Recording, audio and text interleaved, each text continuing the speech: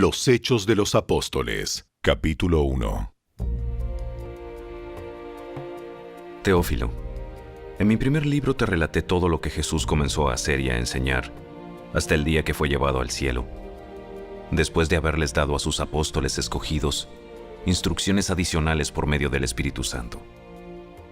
Durante los 40 días después de que sufrió y murió, Cristo se apareció varias veces a los apóstoles y les demostró con muchas pruebas convincentes que Él realmente estaba vivo, y les habló del reino de Dios.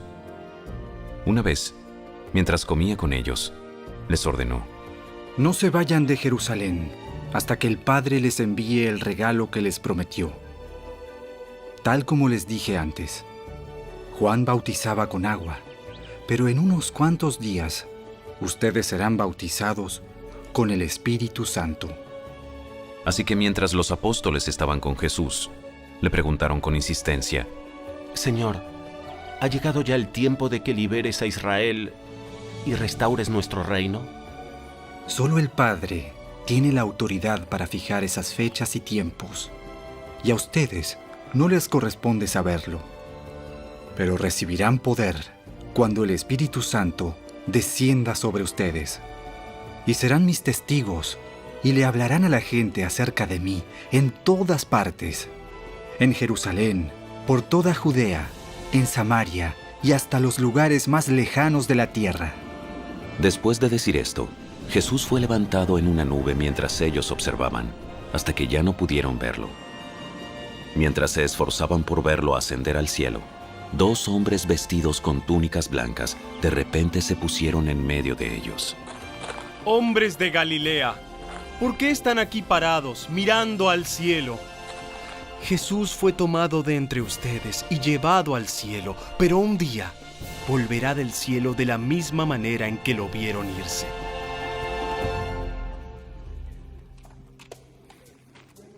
Después los apóstoles regresaron del Monte de los Olivos a Jerusalén, a 1 kilómetro de distancia. Cuando llegaron, subieron a la habitación de la planta alta de la casa donde se hospedaban. Estos son los nombres de los que estaban presentes: Pedro, Juan, Santiago, Andrés, Felipe, Tomás, Bartolomé, Mateo, Santiago, hijo de Alfeo, Simón, el celote, y Judas, hijo de Santiago. Todos se reunían y estaban constantemente unidos en oración, junto con María, la madre de Jesús, varias mujeres más, y los hermanos de Jesús. Durante aquellos días, cuando aproximadamente 120 creyentes estaban juntos en un mismo lugar, Pedro se puso de pie y se dirigió a ellos. Hermanos, las Escrituras tenían que cumplirse con respecto a Judas, quien guió a los que arrestaron a Jesús. Esto lo predijo hace mucho tiempo el Espíritu Santo cuando habló por medio del rey David. Judas era uno de nosotros y participó con nosotros en el ministerio. Judas había comprado un campo con el dinero que recibió por su traición. Allí cayó de cabeza, se le reventó el cuerpo y se le derramaron los intestinos. La noticia de su muerte llegó a todos los habitantes de Jerusalén, y ellos le pusieron a ese lugar el nombre arameo Acéldama, que significa campo de sangre. Esto estaba escrito en el libro de los Salmos, donde dice: que su casa quede desolada y que nadie viva en ella. También dice: que otro tome su lugar. Entonces ahora tenemos que elegir a alguien que tome el lugar de Judas entre los hombres que estaban con nosotros todo el tiempo mientras viajábamos con el Señor Jesús, desde el día en que Juan lo bautizó hasta el día en que fue tomado de entre nosotros. El que salga elegido se unirá a nosotros como testigo de la resurrección de Jesús. Así que propusieron a 2 hombres, a José, a quien llamaban Barsabás, también conocido como Justo, y a Matías. Después todos ellos oraron. Oh Señor, tú conoces cada corazón. Muéstranos a cuál de estos hombres has elegido como apóstol para que tome el lugar de Judas en este ministerio. porque Él nos ha abandonado y se ha ido al lugar que le corresponde. Entonces echaron suertes, y Matías fue elegido para ser apóstol con los otros 11.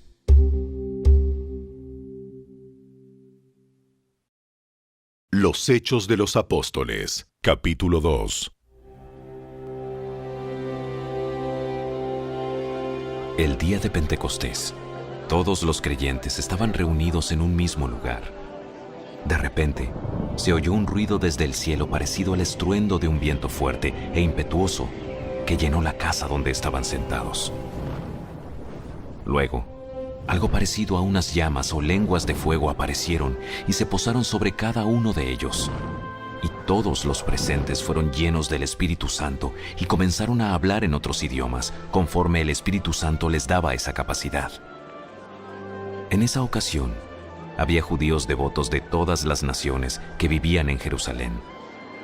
Cuando oyeron el fuerte ruido, todos llegaron corriendo y quedaron desconcertados al escuchar sus propios idiomas hablados por los creyentes. Estaban totalmente asombrados. ¿Cómo puede ser? Todas estas personas son de Galilea y aún así las oímos hablar en nuestra lengua materna. Aquí estamos nosotros, partos, medos, elamitas, gente de Mesopotamia, Judea, Capadocia, Ponto, de la provincia de Asia, de Frigia, Panfilia, Egipto y de las áreas de Libia alrededor de Cirene, visitantes de Roma, tanto judíos como convertidos al judaísmo, cretenses y árabes. Y todos oímos a esta gente hablar en nuestro propio idioma acerca de las cosas maravillosas que Dios ha hecho. Quedaron allí, maravillados y perplejos. Se preguntaban unos a otros: ¿qué querrá decir esto? Pero otros entre la multitud se burlaban de ellos diciendo: solo están borrachos. Eso es todo. Entonces Pedro dio un paso adelante, junto con los otros 11 apóstoles, y gritó a la multitud: Escuchen con atención, todos ustedes, compatriotas judíos y residentes de Jerusalén, no se equivoquen. Estas personas no están borrachas como algunos de ustedes suponen. Las 9 de la mañana es demasiado temprano para emborracharse. No, lo que ustedes ven es lo que el profeta Joel predijo hace mucho tiempo. En los últimos días, dice Dios, derramaré mi espíritu sobre toda la gente. Sus hijos e hijas profetizarán. Sus jóvenes tendrán visiones y sus ancianos tendrán sueños. En esos días derramaré mi espíritu aún sobre mis siervos, hombres y mujeres por igual, y profetizarán. Y haré maravillas arriba en los cielos y señales abajo en la tierra: sangre, fuego y nubes de humo. El sol se oscurecerá y la luna se pondrá roja como la sangre antes de que llegue el grande y glorioso día del Señor. Pero todo el que invoque el nombre del Señor será salvo. Pueblo de Israel, escucha. Dios públicamente aprobó a Jesús de Nazaret al hacer milagros poderosos, maravillas y señales por medio de él, como ustedes bien saben. Pero Dios sabía lo que iba a suceder y su plan predeterminado se llevó a cabo cuando Jesús fue traicionado. Con la ayuda de gentiles sin ley, ustedes lo clavaron en la cruz y lo mataron. Pero Dios lo liberó de los terrores de la muerte y lo volvió a la vida, pues la muerte no pudo retenerlo bajo su dominio. El rey David dijo lo siguiente acerca de él: Veo que el Señor siempre está conmigo. No seré sacudido porque Él está aquí, a mi lado. Con razón mi corazón está contento y mi lengua grita sus alabanzas. Mi cuerpo descansa en esperanza, pues tú no dejarás mi alma entre los muertos, ni permitirás que tu santo se pudra en la tumba.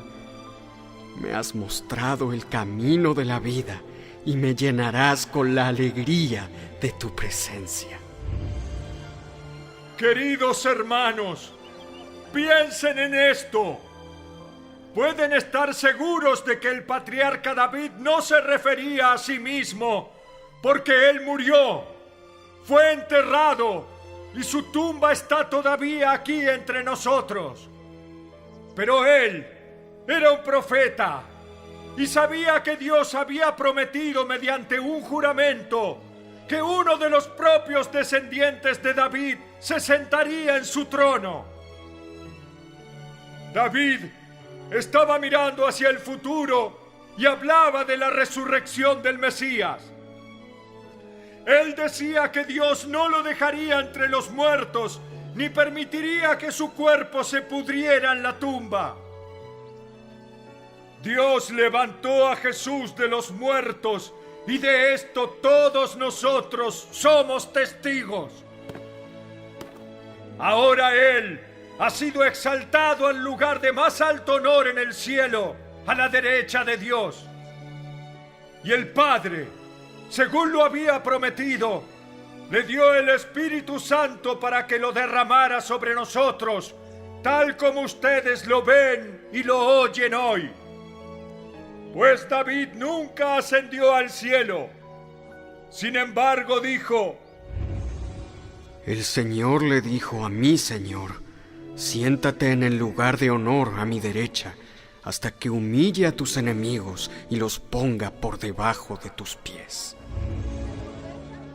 Por lo tanto, que todos en Israel sepan sin lugar a dudas que a este Jesús, a quien ustedes crucificaron, Dios lo ha hecho tanto Señor como Mesías. Las palabras de Pedro traspasaron el corazón de ellos, quienes le dijeron a él y a los demás apóstoles: Hermanos, ¿qué debemos hacer?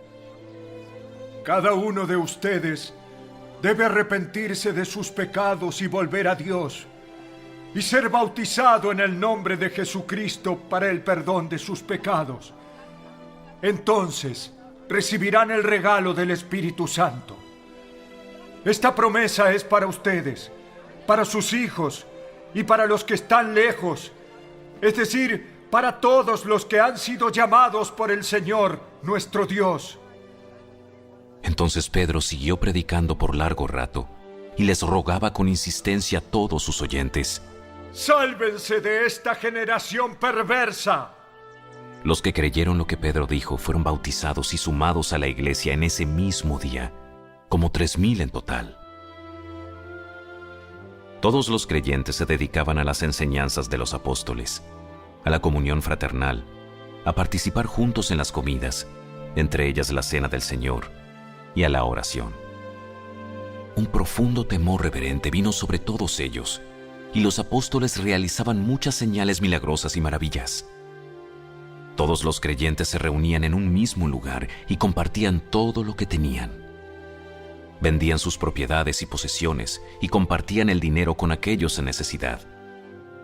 Adoraban juntos en el templo cada día, se reunían en casas para la cena del Señor y compartían sus comidas con gran gozo y generosidad. Todo el tiempo alabando a Dios y disfrutando de la buena voluntad de toda la gente.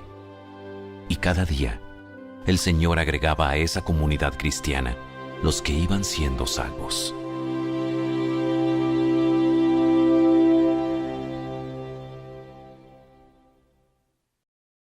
Los Hechos de los Apóstoles, capítulo 3.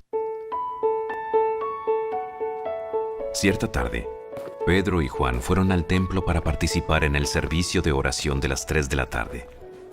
Mientras se acercaban al templo, llevaban cargando a un hombre cojo de nacimiento. Todos los días lo ponían junto a la puerta del templo, la que se llama Hermosa, para que pidiera limosna a la gente que entraba.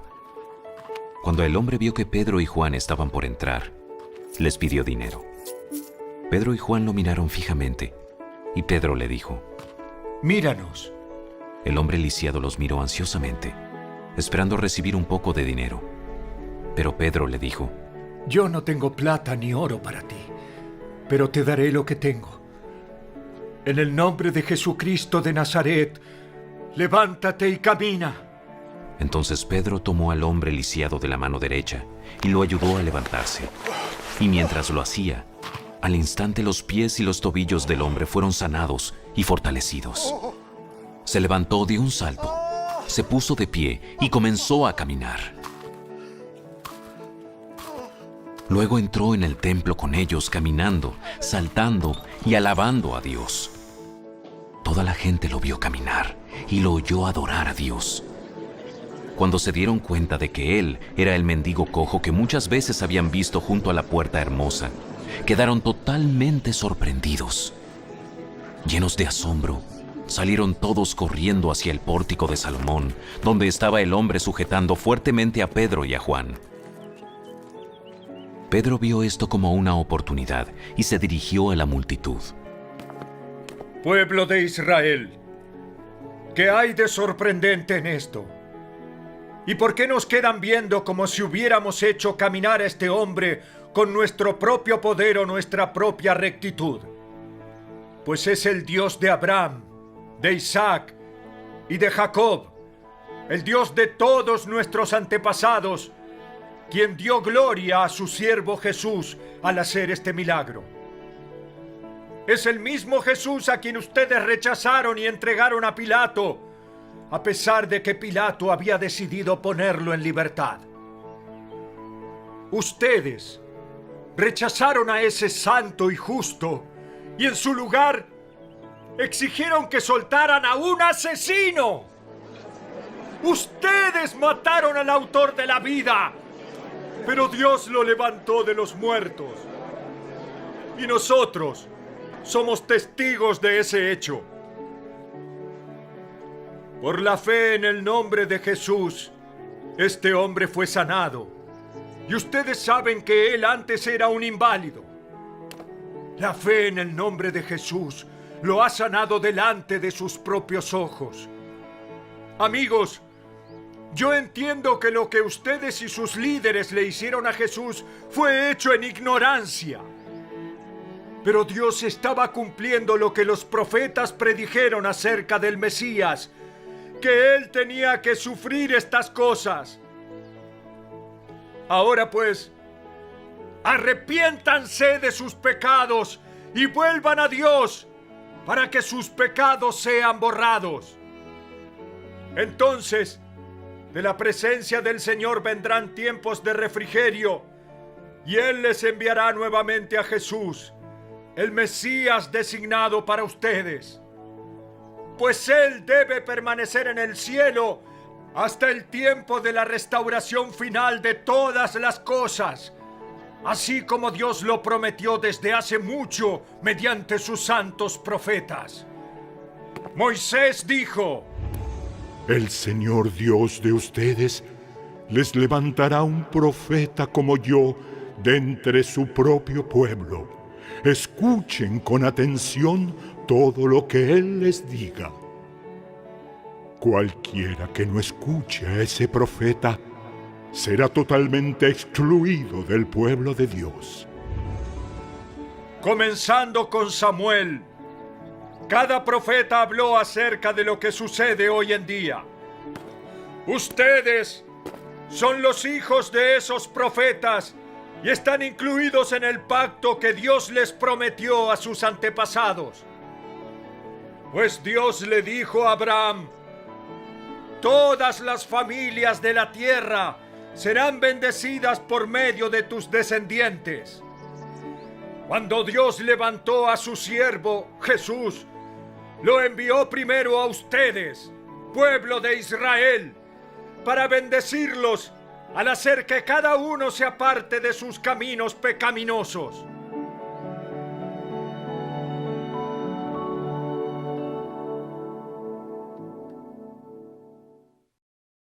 Los Hechos de los Apóstoles, capítulo 4. Mientras Pedro y Juan le hablaban a la gente, se vieron enfrentados por los sacerdotes, el capitán de la guardia del templo y algunos de los saduceos. Estos líderes estaban sumamente molestos porque Pedro y Juan enseñaban a la gente que hay resurrección de los muertos por medio de Jesús. Los arrestaron y como ya era de noche, los metieron en la cárcel hasta la mañana siguiente. Pero muchos de los que habían oído el mensaje lo creyeron, así que el número de creyentes ascendió a un total aproximado de 5,000 hombres, sin contar a las mujeres y a los niños. Al día siguiente, el concilio, integrado por todos los gobernantes, ancianos y maestros de la ley religiosa, se reunió en Jerusalén. El sumo sacerdote, Anás, estaba presente junto a Caifás, Juan, Alejandro y otros parientes del sumo sacerdote. Hicieron entrar a los 2 discípulos y les preguntaron: ¿con qué poder o en nombre de quién han hecho esto? Entonces Pedro, lleno del Espíritu Santo, les dijo: Gobernantes y ancianos de nuestro pueblo, ¿nos interrogan hoy por haber hecho una buena obra a un inválido? ¿Quieren saber cómo fue sanado? Déjenme decirles claramente, tanto a ustedes como a todo el pueblo de Israel, que fue sanado por el poderoso nombre de Jesucristo de Nazaret, el hombre a quien ustedes crucificaron, pero a quien Dios levantó de los muertos. Pues es Jesús a quien se refieren las Escrituras cuando dicen: la piedra que ustedes, los constructores, rechazaron, ahora se ha convertido en la piedra principal. En ningún otro hay salvación. Dios no ha dado ningún otro nombre bajo el cielo mediante el cual podamos ser salvos. Los miembros del concilio quedaron asombrados cuando vieron el valor de Pedro y de Juan, porque veían que eran hombres comunes, sin ninguna preparación especial en las Escrituras. También los identificaron como hombres que habían estado con Jesús. Sin embargo, dado que podían ver allí de pie entre ellos al hombre que había sido sanado, no hubo nada que el concilio pudiera decir. Así que les ordenaron a Pedro y a Juan que salieran de la sala del concilio y consultaron entre ellos. ¿Qué debemos hacer con estos hombres? No podemos negar que han hecho una señal milagrosa. Y todos en Jerusalén ya lo saben. Así que para evitar que sigan divulgando su propaganda aún más, tenemos que advertirles que no vuelvan a hablar con nadie en el nombre de Jesús. Entonces llamaron nuevamente a los apóstoles y les ordenaron que nunca más hablaran ni enseñaran en el nombre de Jesús. Pero Pedro y Juan respondieron: ¿acaso piensan que Dios quiere que los obedezcamos a ustedes en lugar de a Él? Nosotros no podemos dejar de hablar acerca de todo lo que hemos visto y oído. Entonces el concilio los amenazó aún más, pero finalmente los dejaron ir, porque no sabían cómo castigarlos sin desatar un disturbio. Pues todos alababan a Dios por esa señal milagrosa, la sanidad de un hombre que había estado lisiado por más de 40 años. Tan pronto como quedaron libres, Pedro y Juan volvieron a donde estaban los demás creyentes y les contaron lo que los sacerdotes principales y los ancianos les habían dicho. Cuando los creyentes oyeron las noticias, todos juntos alzaron sus voces en oración a Dios. ¡Oh Señor soberano! Creador del cielo y de la tierra, del mar y de todo lo que hay en ellos. Hace mucho tiempo, tú hablaste por el Espíritu Santo mediante nuestro antepasado David, tu siervo, y dijiste: ¿por qué estaban tan enojadas las naciones? ¿Por qué perdieron el tiempo en planes inútiles? Los reyes de la tierra se prepararon para la batalla. Los gobernantes se reunieron en contra del Señor y en contra de su Mesías. De hecho, eso ha ocurrido aquí, en esta misma ciudad. Pues Herodes Antipas, el gobernador Poncio Pilato, los gentiles y el pueblo de Israel estaban todos unidos en contra de Jesús, tu santo siervo. a quien tú ungiste. Sin embargo, todo lo que hicieron ya estaba determinado de antemano de acuerdo con tu voluntad. Y ahora, oh Señor, escucha sus amenazas y danos a nosotros, tus siervos, mucho valor al predicar tu palabra. Extiende tu mano con poder sanador. Que se hagan señales milagrosas y maravillas por medio del nombre de tu santo siervo Jesús. Después de esta oración, el lugar donde estaban reunidos tembló, y todos fueron llenos del Espíritu Santo, y predicaban con valentía la palabra de Dios. Todos los creyentes estaban unidos de corazón y en espíritu. Consideraban que sus posesiones no eran propias, así que compartían todo lo que tenían. Los apóstoles daban testimonio con poder de la resurrección del Señor Jesús, y la gran bendición de Dios estaba sobre todos ellos. No había necesitados entre ellos, porque los que tenían terrenos o casas los vendían y llevaban el dinero a los apóstoles para que ellos lo dieran a los que pasaban necesidad. Por ejemplo, había un tal José, a quien los apóstoles le pusieron el sobrenombre Bernabé, que significa hijo de ánimo. Él pertenecía a la tribu de Leví y era oriundo de la isla de Chipre. Vendió un campo que tenía y llevó el dinero a los apóstoles.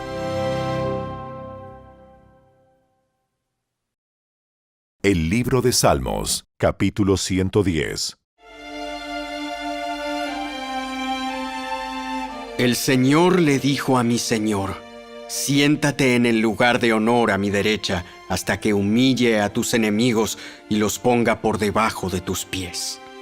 El Señor extenderá tu poderoso reino desde Jerusalén y gobernarás a tus enemigos. Cuando vayas a la guerra, tu pueblo te servirá por voluntad propia.